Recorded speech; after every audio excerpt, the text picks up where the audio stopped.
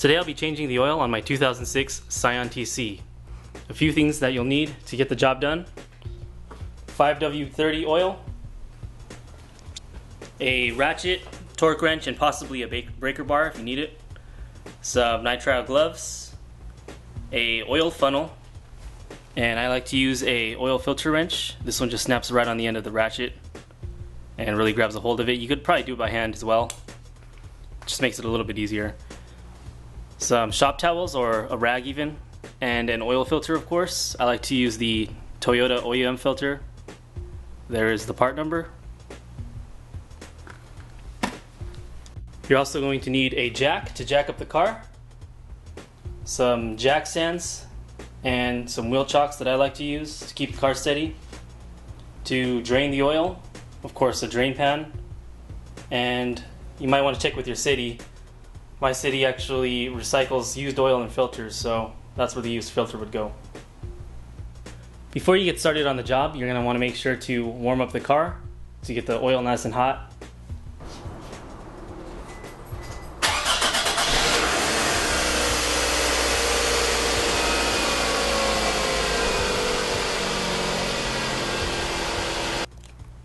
Okay, go ahead and pop the hood and also make sure your e-brake is on.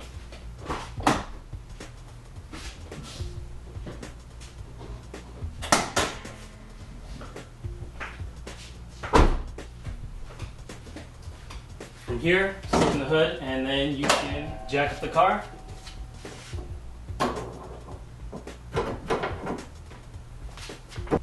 So on these cars, there's a jacking point on the front of the car that will support the front half of the weight, and you go and jack up the entire front end of the car this way. And once it's at a good height, you set your jack stands underneath to keep this car steady.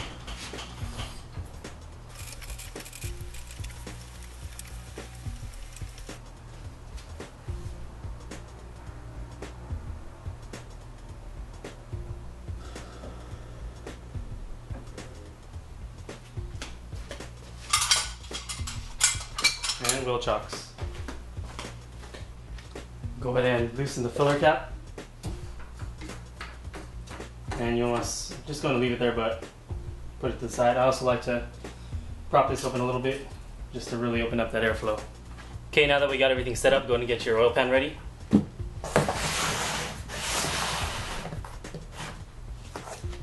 Okay, once you got that all set up, it's time to loosen up the bottom bolt. It is a 14mm bolt.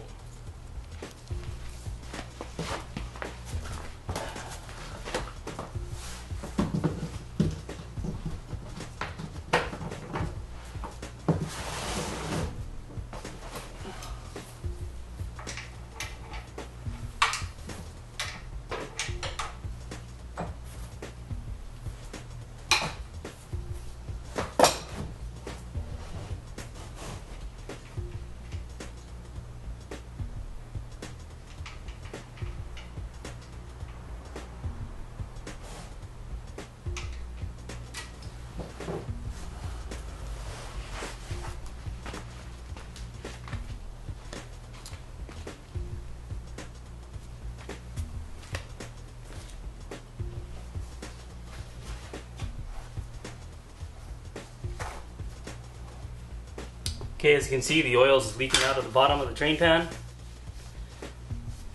Just go ahead and let that sit and drain itself out.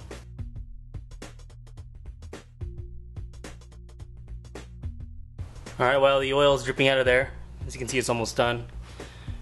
This is the drain bolt. Go ahead and clean the threads, clean any surface you can of the old oil, and you can either use a brand new washer, or if yours is still good as this one is, this only has one use on it, go ahead and reuse it. I use these normally once or twice, and then I'll put a new one on. Normally they're actually good for 2, maybe even 3 times. Never had a problem with it. And there's the clean bolt and washer. Okay, as you can see, the oil is pretty much down to just a drip now, so it's time to put that bolt back on. And make sure to use a torque wrench on this. You torque it to 28 foot-pounds.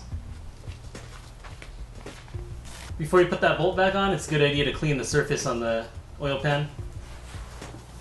just to make sure you get a good seal.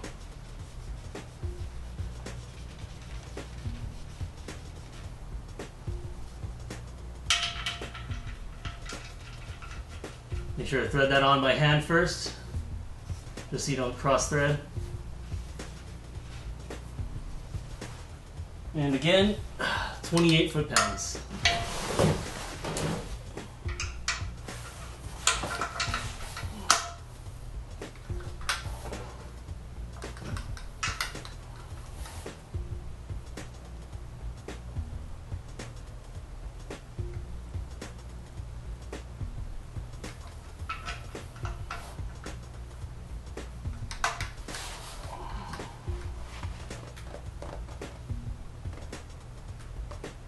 There's 28.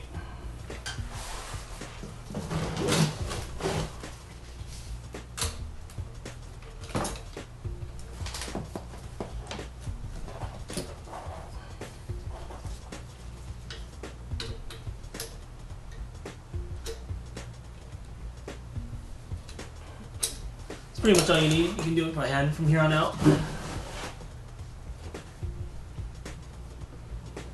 There will be oil leaking out of here, by the way.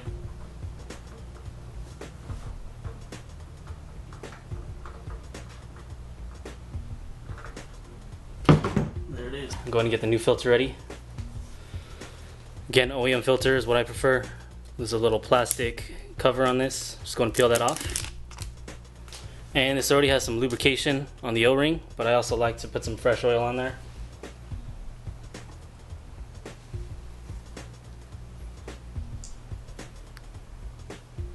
And it's ready to be installed.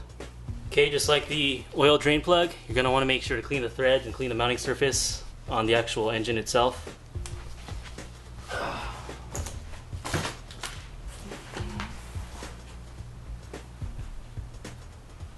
Alright, once that's all done, you want to get the new oil filter, start to thread it on. You're doing this by hand, by the way, no tools. What you're looking for is right as it makes contact with the engine block. You want to turn it 3/4 to 1 full turn after that. Okay, at this point I'll go ahead and remove the jack stands and lower the car.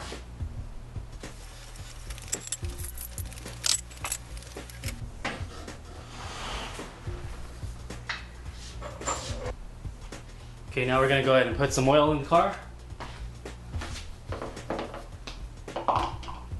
Okay, so once you got your oil funnel ready, I'm going to start pouring the oil in.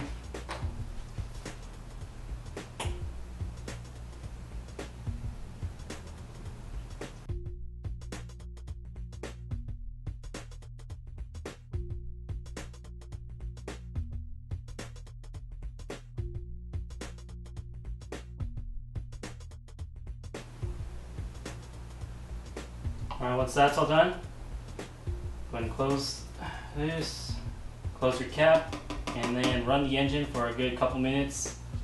Get it to normal operating temperatures, and make sure to check for leaks underneath the car.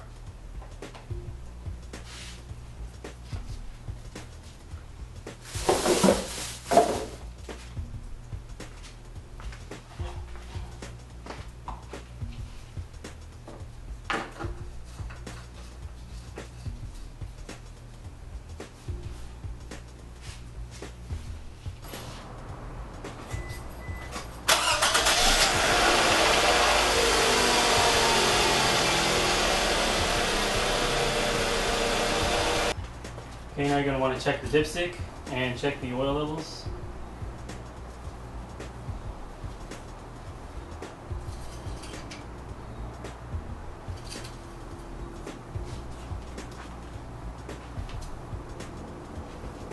And as you can see, right in between the full and the low, perfect.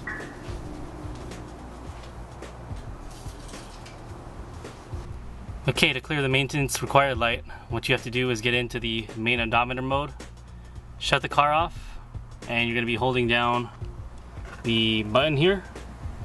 Hold that down until you see all the lights go away, and I'll show you right now.